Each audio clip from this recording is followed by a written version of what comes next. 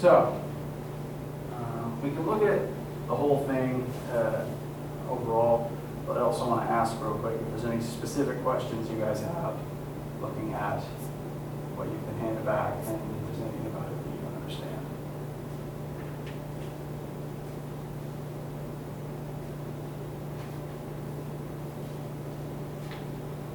Okay? Please chime in with any specific questions you have as we're going. We're just going to look at each one quickly. Question 1, acronym for order of operations. Question 2, for actually use the order of operations. I think the trickiest part here is making sure that you do the exponent, 3 to the third power is 27, add that to 7. Then, once you get rid of the parentheses, that 7 plus 27 equals 34 is now a negative number. You can consider, if you wanted to, you could think of it as negative 1 times 7 plus 27, so it would be negative 1 times 34. That was probably the trickiest part there. Number 3, find the value of x as a fraction. That answer is supposed to be 101 over 60. 60 is the first common denominator that 5, 3, and 4 have. Next, one of the things that probably tricked people up a tiny bit on number 4 is that you were asked to find the answer as a fraction. That might have been worth 1 point if your answer was correct, but as a decimal, so please don't worry about that. As long as your answer was equivalent to 361 over 30, that is most of your points right there.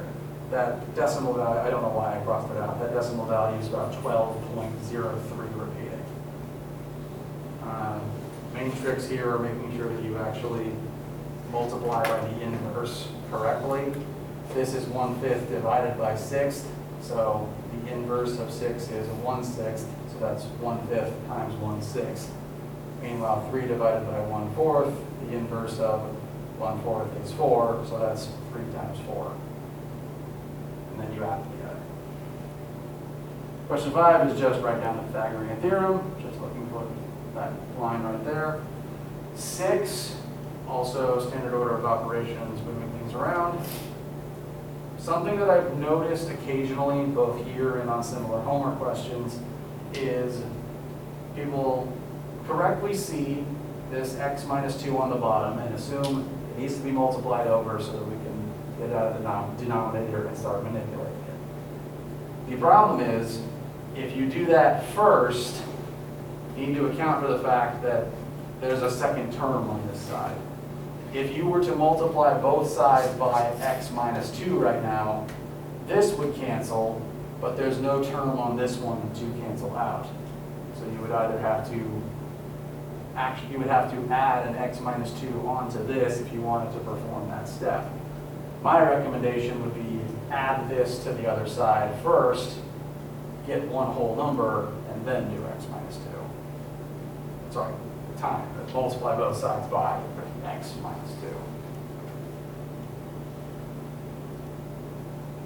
Number 7. You got most of your points if you got all the way to 6th root of 354. That said, I did want you to use your calculator to get to the final answer. For those who may not remember, for any roots higher than 2, what you would want to do is type in the number of root, so 6, go to your math function, and scroll down to the x root function. It's the 5th one on this particular model calculator. Press enter, and so 6 x root of blank is now 6th root. So you can then plug whatever you want to into that root function. Number 8.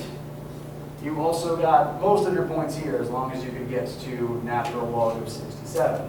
But to get the full credit, I was looking for the final numerical answer of 4.205. I also, brief aside, I wasn't grading for sig figs or rounding here, as long as I could look at your work and get the same answer, assuming all the same rounding. There was no issues there. the next set of homework and practices that we do will start looking at sig figs, but I didn't grade for that on this test. Number 9, sort of a combination of 7 and 8. You would get most of your points by simply arriving at, I think the full form would be e to the 52 power times 19 minus 6, but this is the full final numerical answer that would give you full credit. You might have noticed that subtracting 6 didn't actually do anything because the number was just too big. Number 10, simply make sure that you can plug this into your calculator correctly. That's pi times 2.18 squared, all of that divided by 3.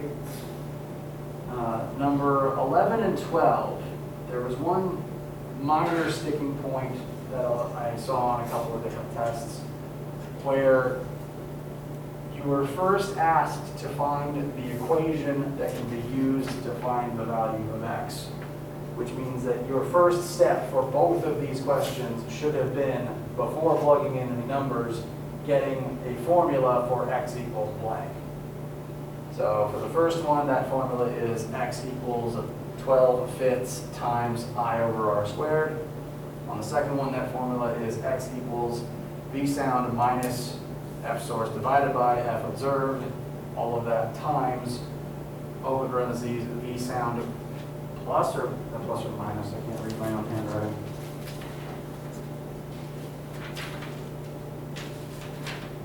Plus v observed, end parentheses. If you didn't do that, I didn't want to take off much for that, but if you didn't do that, it was maybe a couple of points for each question, not much. Most of the points would be actually getting to the final correct number, because in order to get to this number, you had to do this. It's just a question of when you plug the numbers in. Pretty much everyone got to this number just fine. Some issues getting to here. I'd recommend checking all of your algebra, double checking all of your calculator steps, making sure there wasn't a small mistake there. Number 13, my intention was for you to write down SOHCAHTOA, but also the equivalent acronym for the inverse functions, which would be CHO, SHA, COW. You know that one. I've mentioned that one before. It doesn't roll off the tongue super well, but as long as you remember how the inverses work, you can derive it from SOHCAHTOA. That was most of the points. There would then be some additional points for writing down what all that means in math.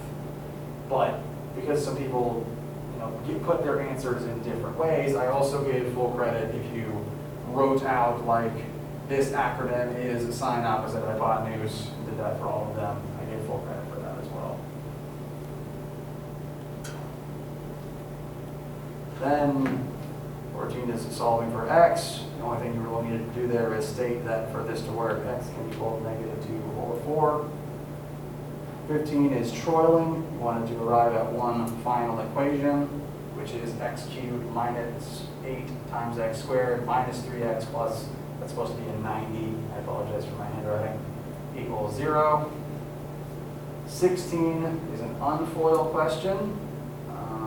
Here, everything's already in the right form, so we just need to look at the numbers that multiply to make 12.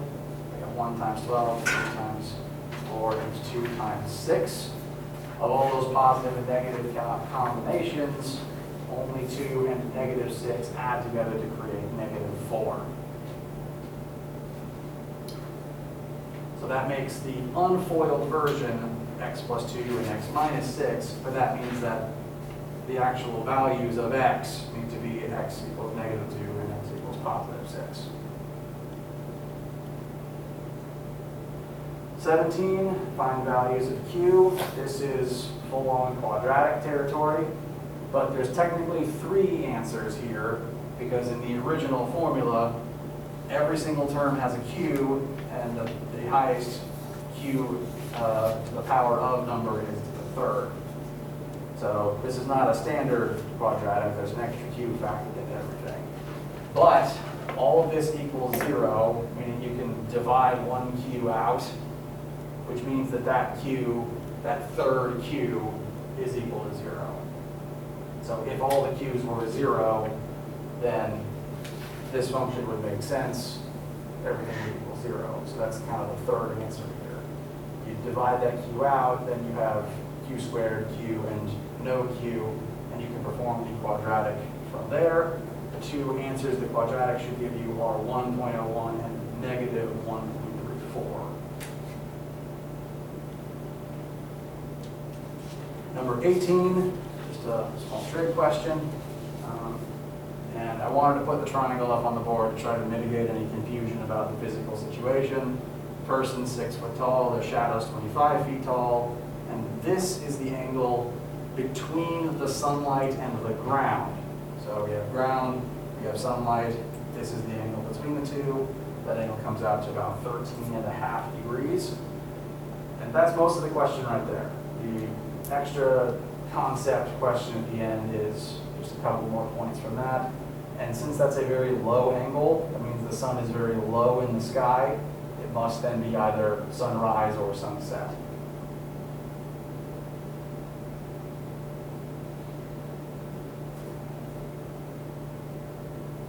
Now again, 19, hands down categorically the trickiest thing present. And so what I did was, as long as you made an attempt by filling in all the angles that you could already calculate, because you could definitely find all of the angles. If you labeled all the angles, solved for these two divided angles, figured out what the total triangle angle was, if you drew in the line to split this into two right triangles, that already got you 5 points blanket statement.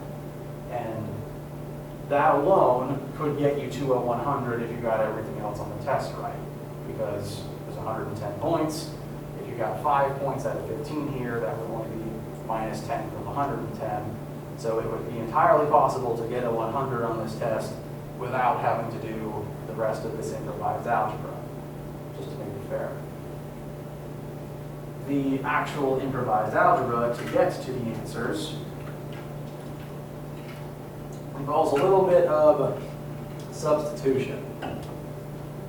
I drew a second triangle here so that I could label this piece, which I called A, and this piece here, which I called 2.73 minus A.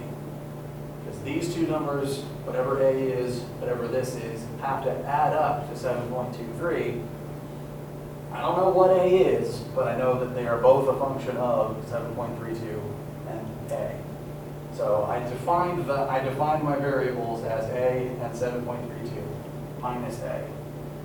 Then I set up doing some trig from the perspective of, and I did trig on both triangles here, but I wanted to make sure that the sides I was using for both triangles were the sides that both had an A in them and the one side that they share, this little B leg that we drew in. So for the left triangle, tangent of the 52-degree leg equals A over B. And then for the right triangle, tangent of the 68.6-degree leg would be this leg. I wrote in the full 7.32 minus A divided by the B leg. So now both of these equations have an A in them and a B in them. This is a system, kind of a math trick that will come up often enough in other physics classes that this department likes to call two equations and two unknowns. If we only had one of these two, we couldn't solve for anything.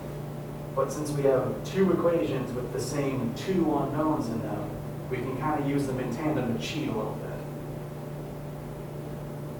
I then took both of these and solved them for B.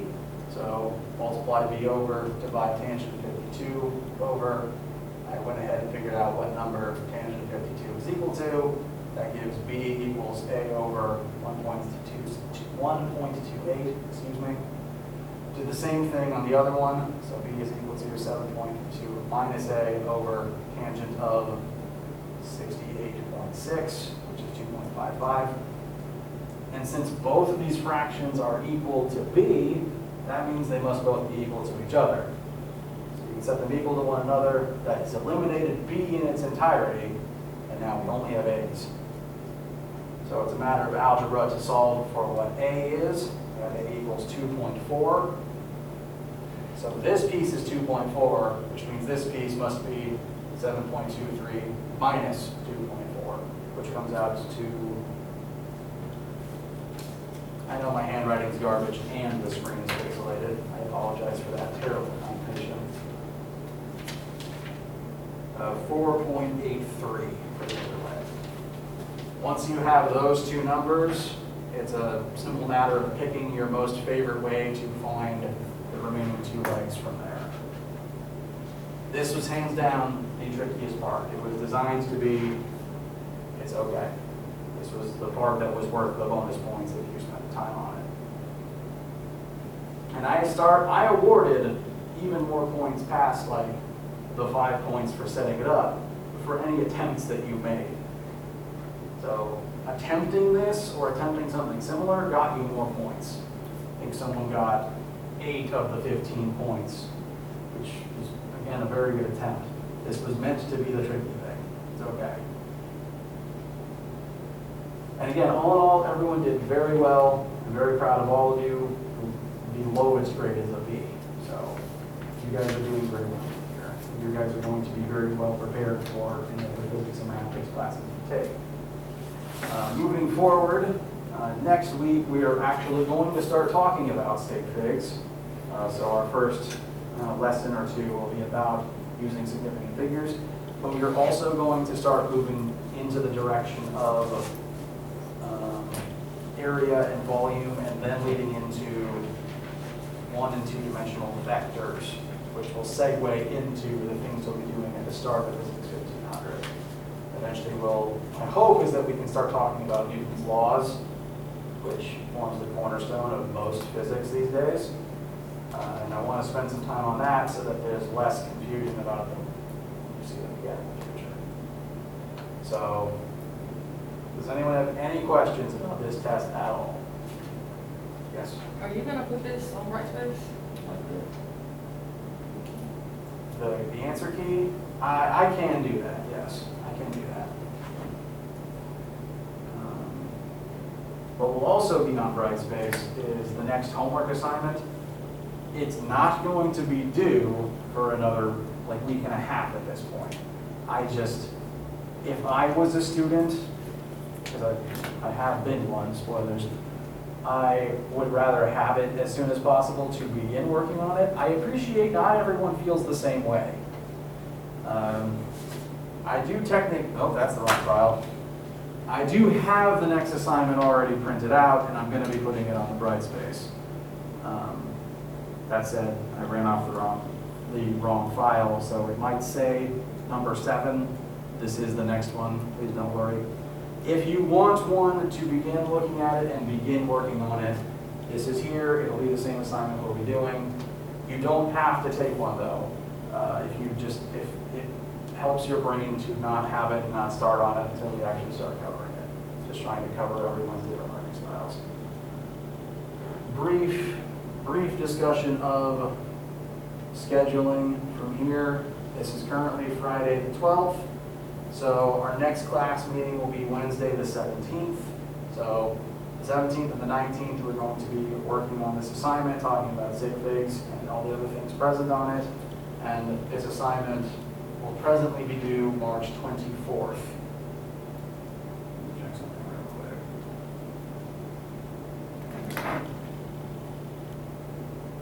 Okay. As soon as I open up anything on the other screen, this screen's calculator goes down. So this assignment will be due on the 24th. Additional announcement. I previously said that the second test date would be April 7th. That's not happening, so don't worry about that. It'll probably be closer to the mid or end of April at this rate. So it's okay. Sometimes I just don't realize how long things will take. And that's fine. I didn't count on it. I forgot to factor in like all that stuff like assessment day. So, main things to remember,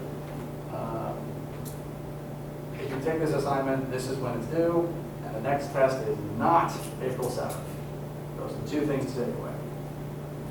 Keep these tests, they are yours, you may study from them. This material will come up again on the final. So hang on to these, don't throw them out, don't give them back to me. It just takes up space in my filing cabinet. And it's a Friday, so unless you guys want to start learning, I think we can talk there.